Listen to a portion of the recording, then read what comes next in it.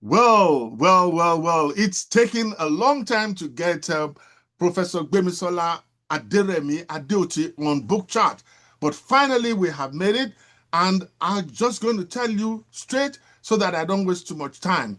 You need to listen to the story of Professor Gbemisola Adeoti. He's a distinguished Nigerian scholar, a poet, a dramatist, a literary critic, and a cultural advocate whose work spans literature, performance, media, and cultural studies.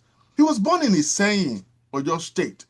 He began his education at St. Mary's Catholic Primary School and Koso Community Grammar School.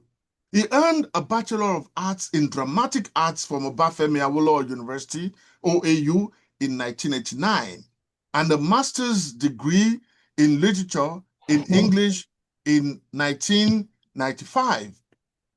He obtained a PhD in English from University of Ibadan in 2003, focusing on the aesthetics of democratization in modern Nigerian drama, a reflection of his commitment to literature as a tool for social and political commentary. He didn't just start as an academic. He started in the newsroom. Now, so his is a case of from the newsroom to the classroom. And he started with that wonderful magazine called the News Magazine in Lagos before he returned to where his base really is, and that is Obafemi Awolowo University. He rose to become Professor of English in 2010. He has served as the director of the Institute for Cultural Studies from 2011 to 2015, and the Dean of the Faculty of Arts from 2015 to 2019. I can go on, and you would also agree with me that he is a prolific writer. His poetry collection, Naked Souls and Stoning the Wind, have earned critical acclaim. It was the joint winner of the Association of Nigerian Authors Ernest Prize for Poetry in 2025. His scholarship covers post-colonialism, oral performance, adaptation, and popular culture. Well, because we don't have a lot of time to face this book, because this is a very, for me, it's a book that resonates on all levels. And the book that we're using today is Politics. Yes, politics that you all think is a dirty game. Politics. Yes, politics and the urban experience in post-colonial West African literature. So without much ado, I know that when people hear politics, they think it's a dirty game. But for some of us, we think politics is a game of numbers. So let's get right down to it. Why did you decide to write a book like this? Yeah, thank you very much. From my reading of literature, especially even from secondary school, I've always come across works that have their setting, their special setting in the city. And I've always been fascinated by African literature that address issues about our politics, about our governance, whether you're talking of the pre-colonial phase of it, where we have our traditional rulers, or the colonial part of it that focuses on the experience of our colonization from Egypt to Mozambique, from Nigeria to Sudan. So I've always been fascinated by such works.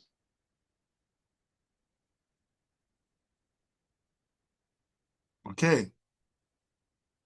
So when I had the African Literature Programs postdoctoral fellowship, I then decided to work on those African literature that address the issue of our political experience, especially after independence.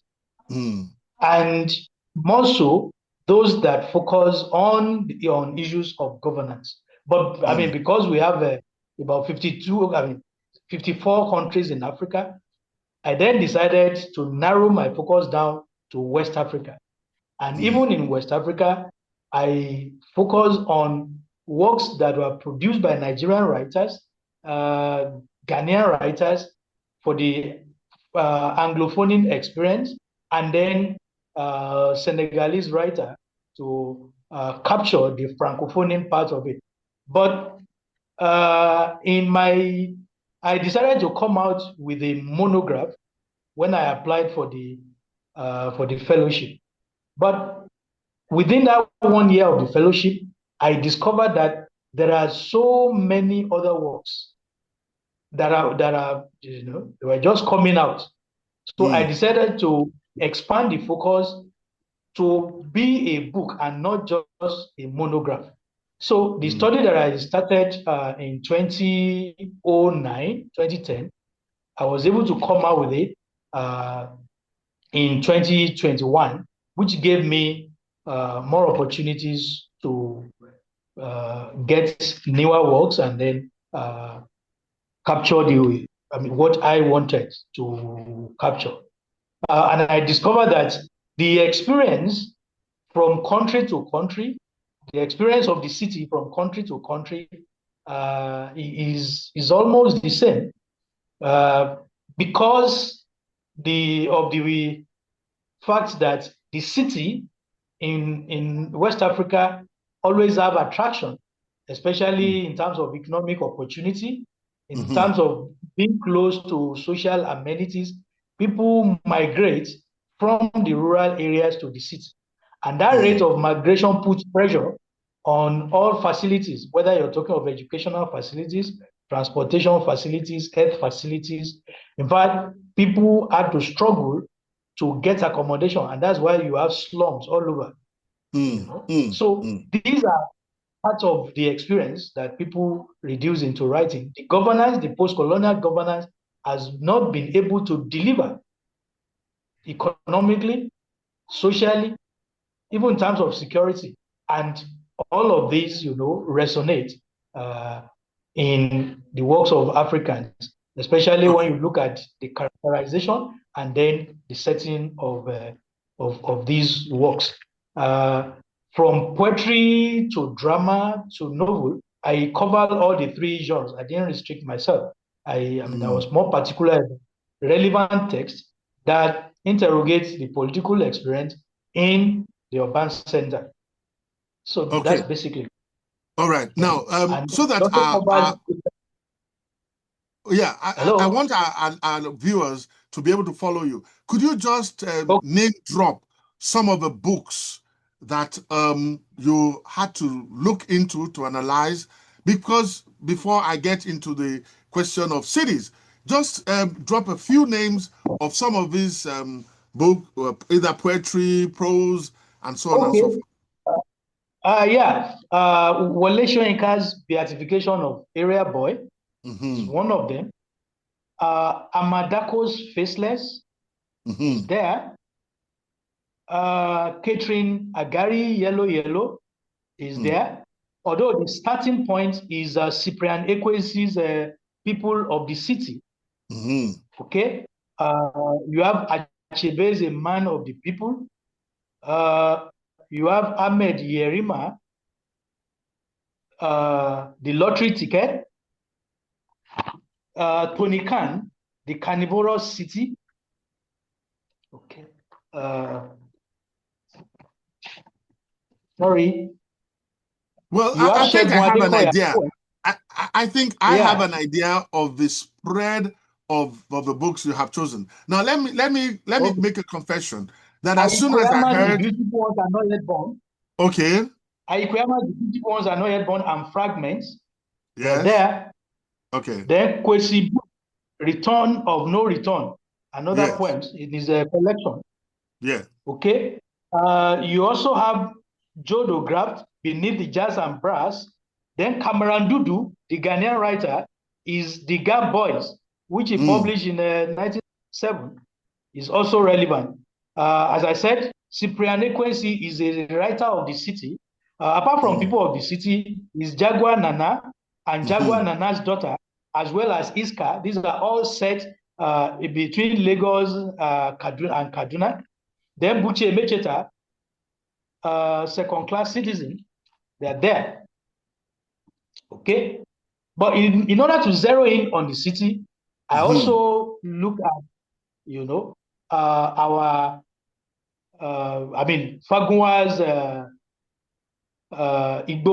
the forest ones, the setting in the Yes. forest, which is Yes. the oral phase of our literature, and I then move on into Okay.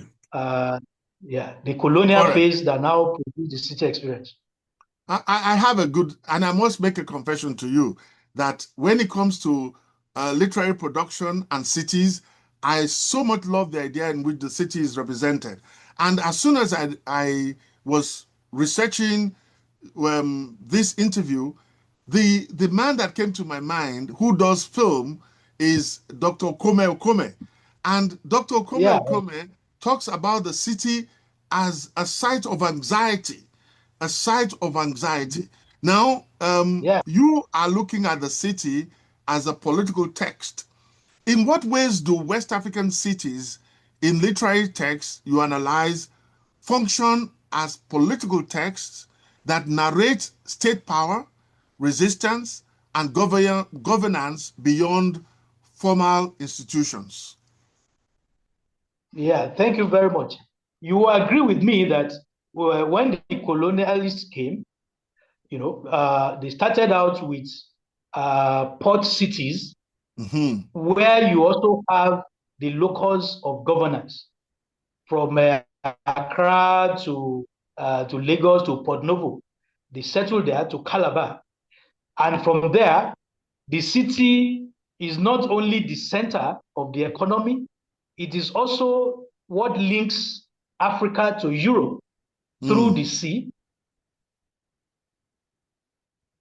Then you see that the factories, the production companies, they also find their ways to the city, and all of these draw people there. Apart from that, the the legislature, the executive, the judiciary, they all also have their locations in the Mm. city. Mm. And uh, when you then have uh, all of these, people are bound to be attracted to be part of it. In other words, if you really want to make it, you just have to be in the In city. the city. Mm. In the city. So even the other arts, apart from writing, apart from writers, practitioners of other arts like musicians, okay, like artists, they find their ways to the city. So it's not surprising that filmmakers also, key into this. Now going back to your question about how uh, the cities serve as political Text. text. Let's take Wole Soyinka's The Beatification of Area Boy, for instance, and then as a drama, and then Aikoyama's The Beautiful Ones Are Not Yet Born.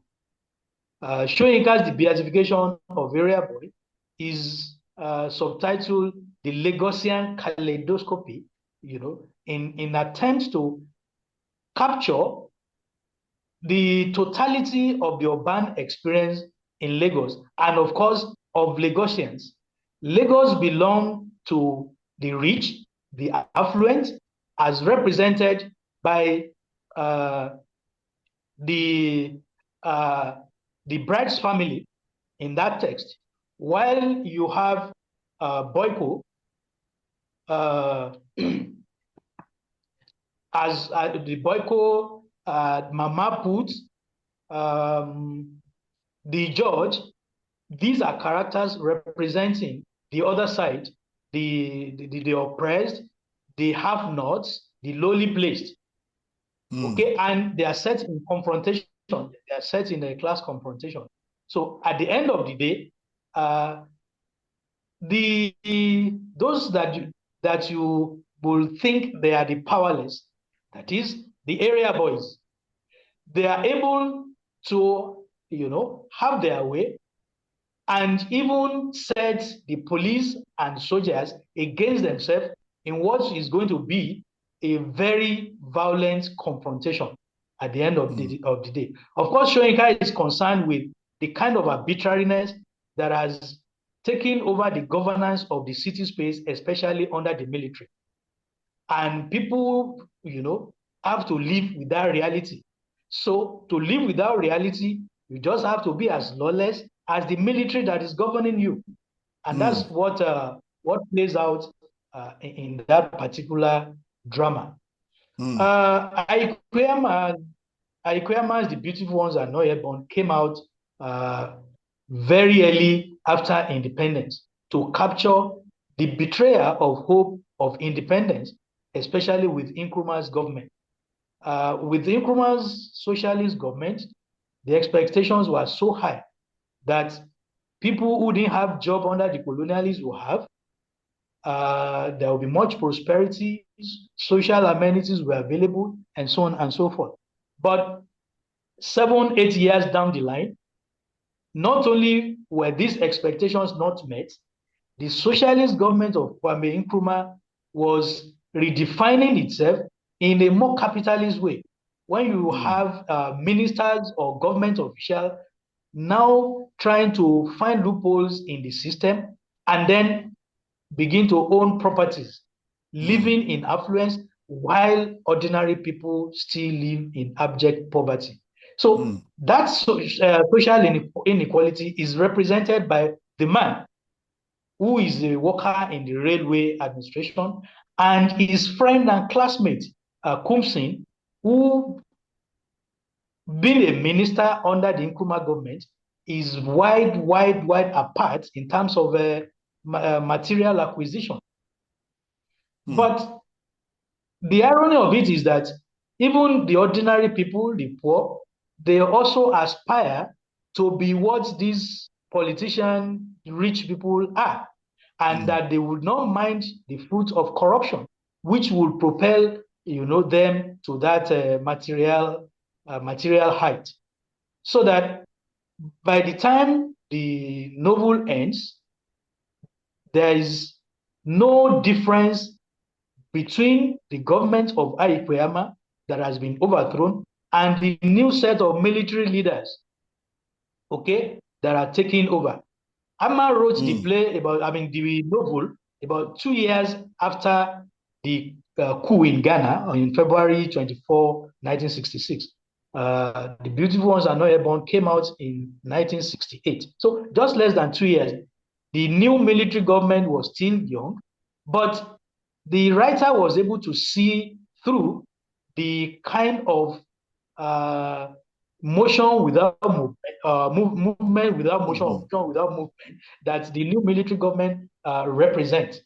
Karameron Dudu, another Ghanaian writer, had also captured those experiences of the youth who, they are in the city, but the expectation of getting a job is not being met. Amadako, who is much younger than a woman, captured the experience of the woman or the girl child in that city experience. In terms of the mystery, the lack that people experience in the city. But through Faceless, we're able to see the nitty-gritty of urban slum that those young people, boys and girls, have to contend with in an attempt to live. These are people from poor homes. Some have parents who don't care anymore. And so at a very tender age, they have to live like adults. And in that kind of situation, they are exposed to, all vices, promiscuity, drug addiction, unwanted pregnancy, dropping out of school. It's like from the beginning, they are fated to a doomed future. But Amadako enables us to see how they're able to weather the storm and still assert their humanity in spite of all odds that try to deny that humanity. Thank you. Well,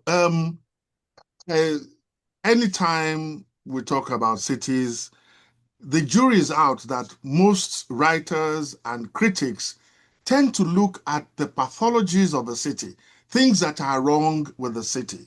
But there are other schools of thought that believe that cities are engines of creativity because it's a place of Yeah. anonymity. And so I want you to address your mind to West African cities that are sustained by informality.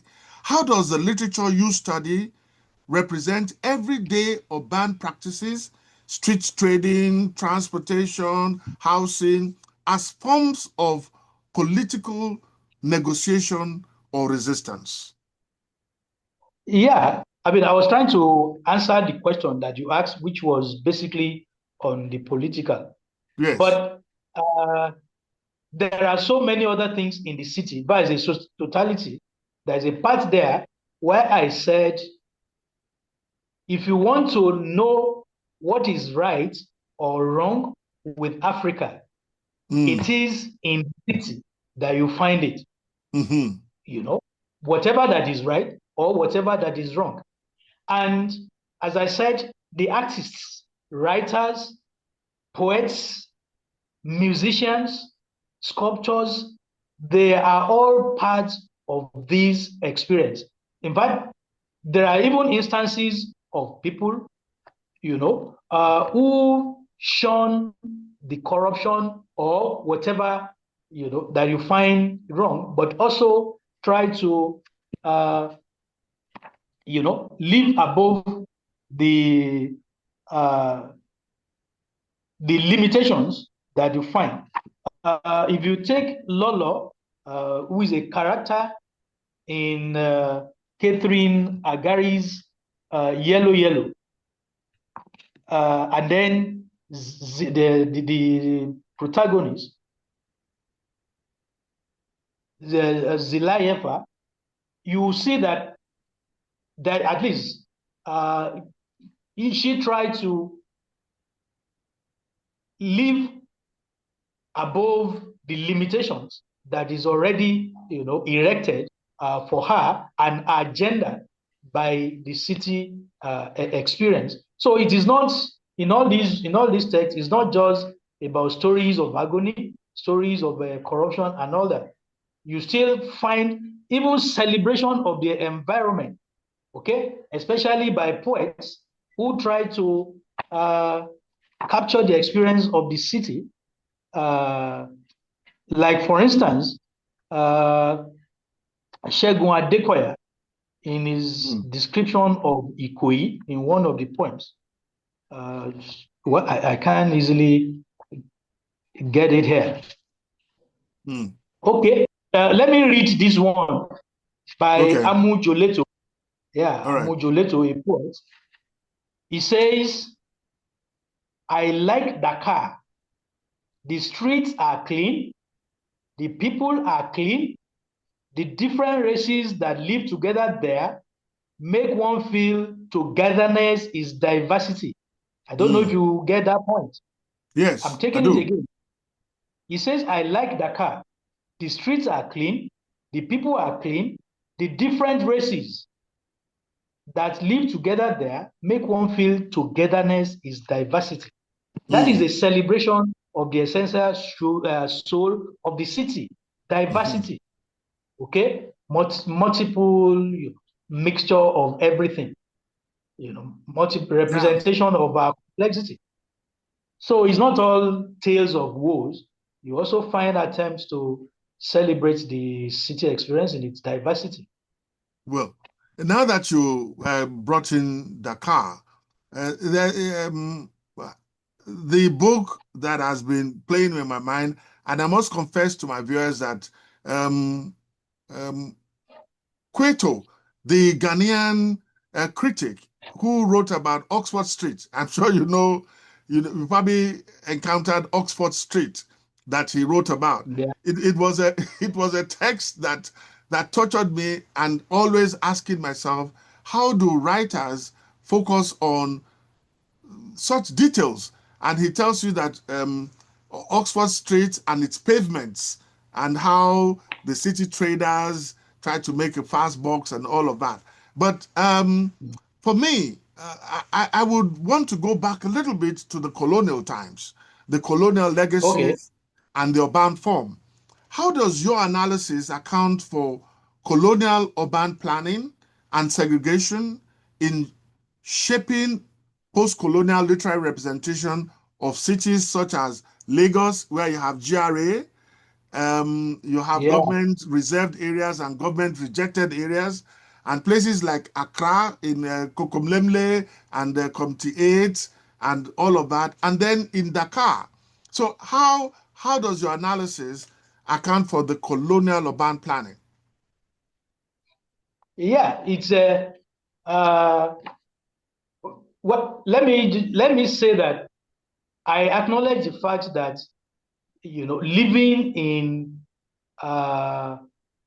what you can call city is not a colonial thing, Mm, because before the colonialists came, we had Oyo, for instance, Benin, for instance, Kano, for instance. They have been there, okay, drawing people of all races, of all kind, in ethnic a kind groups. of urban tradition. But when the colonialists came, the geography became different.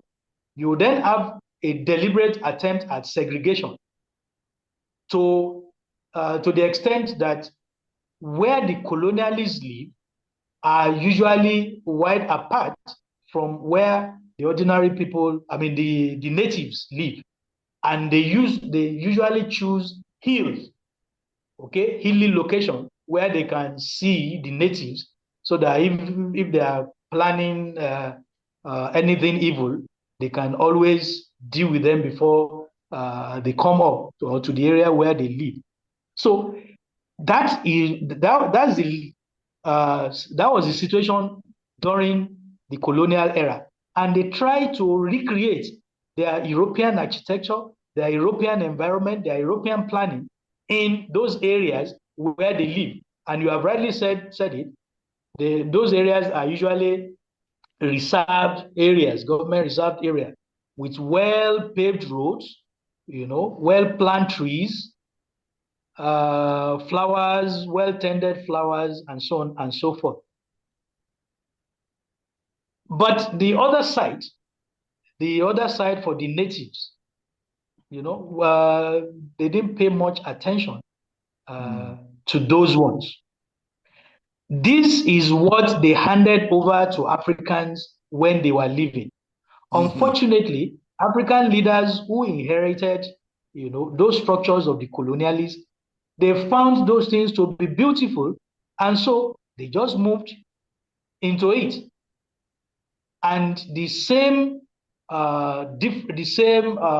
wide gap, the same chasm that existed between the natives and the colonialists continue to exist well after independence, so that our politicians now live or aspire to live in those well-set places, like the Atlantic Caprice is represented by Atlantic Caprice in Aikoyamas. The beautiful ones are not yet born, which is set on a hill.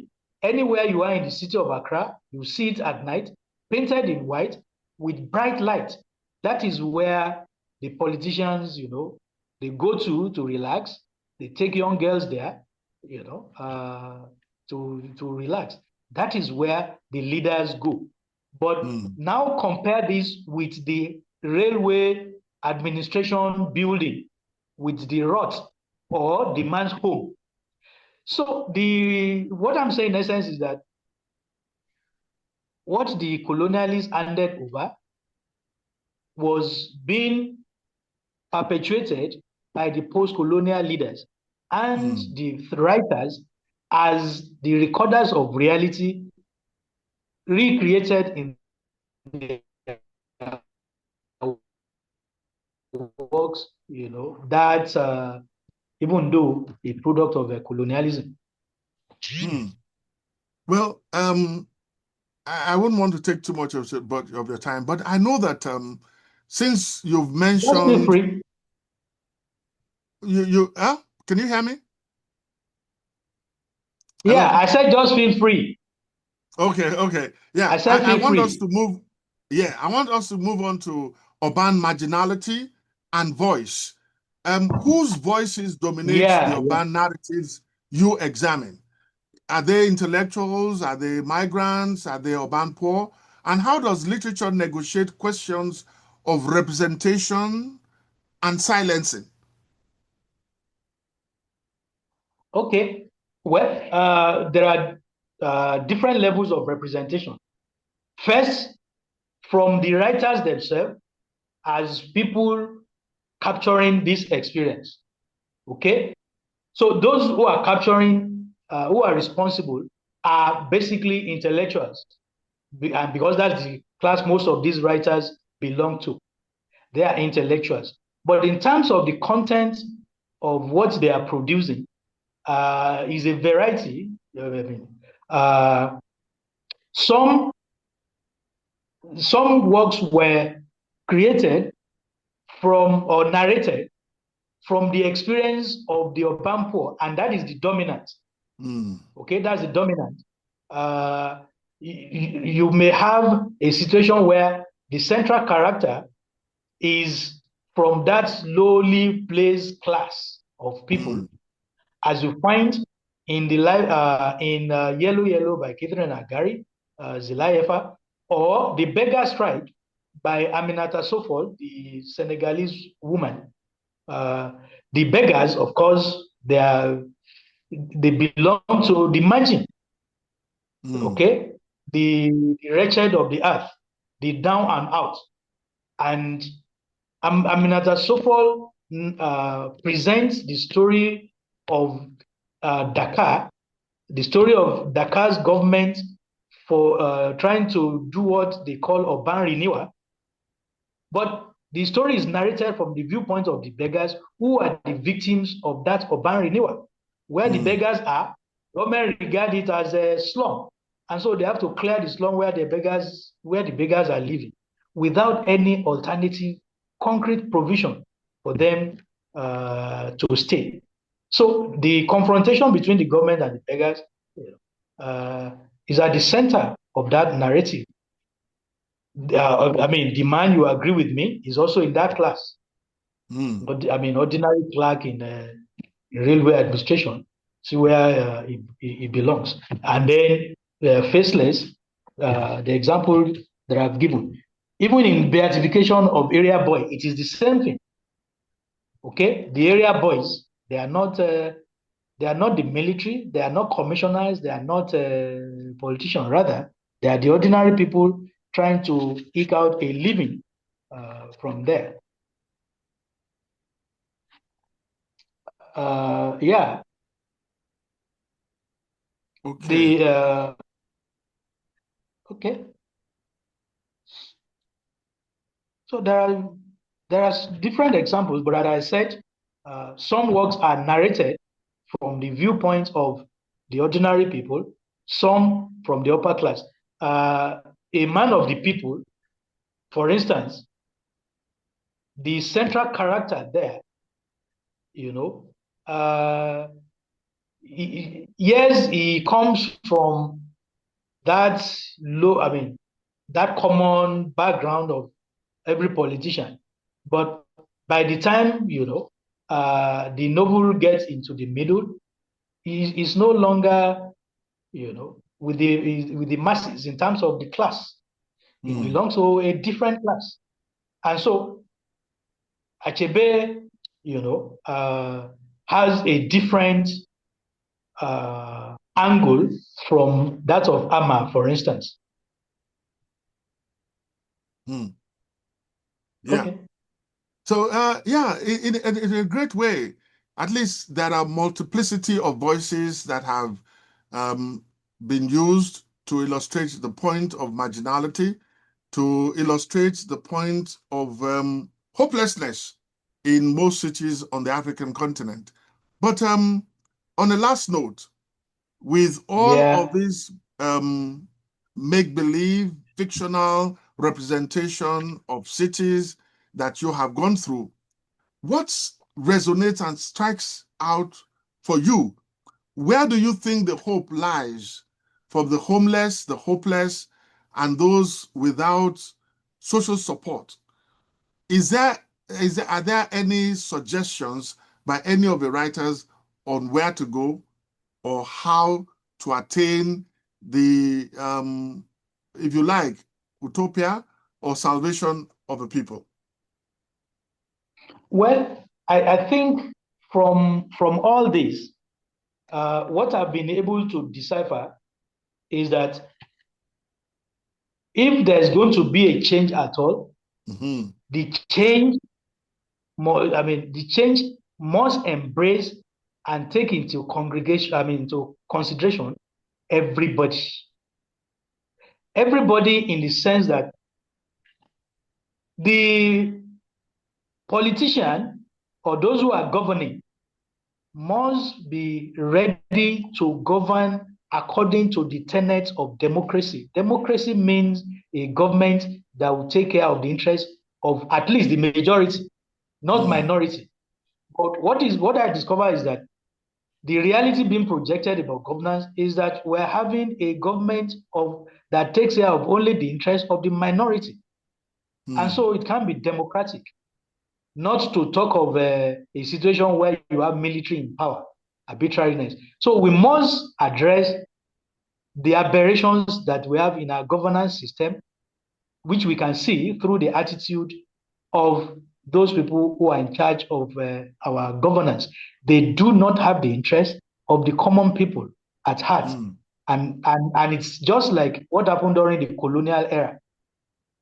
So if we're able to have a responsible governance that is democratic, that takes care of the interests of the people, the generality of the people, their welfare, and not just a few individuals, things will change. On the other side, the ordinary people too need to reinvent themselves because leaders, when you say politics, they are also involved in politics. Okay? They shouldn't aspire to be corrupt or be people who are waiting for their own opportunity to be corrupt and then share the fruits of corruption with the leaders. Once they are once they key into that and do not make a difference, you don't expect the government to be different in the way they treat them. Apart from this, the gender aspect of it is also important. Women are more at the receiving end of the crisis and anxiety of the urban center. They are more disempowered than the men. So attention needs to be given to this in terms of agitation, NGO agitation, government deliberate attitude to, do something extra for the women to leave them above poverty or above those social discrimination. One thing I also find interesting is the issue of language. Okay, the issue of language is a critical factor in the city, and each city tries to address the question of communication, especially across ethnic, tribal, racial differences. That is always a reality of the city. You find some writers adopting pidgin English deliberately, either to mix it with the normal English or to write completely in pidgin. While you have speakers or characters who could mix using their indigenous languages along with English. So you find these experience as part of our reality in Africa. And so even at the level of politics and policy, we also need to address that question of communication. Okay? If we could have a language that will cut across and other people will not feel alienated. So that's it. Everybody must be involved. The rich, the poor, the man, the woman, the young and the old. Of course, the city is home more to the youth. because these are the people looking for brighter light who will then leave their villages in Iyanforogi and go to Lagos.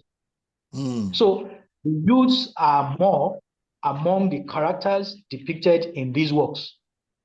And so they also represent a critical factor.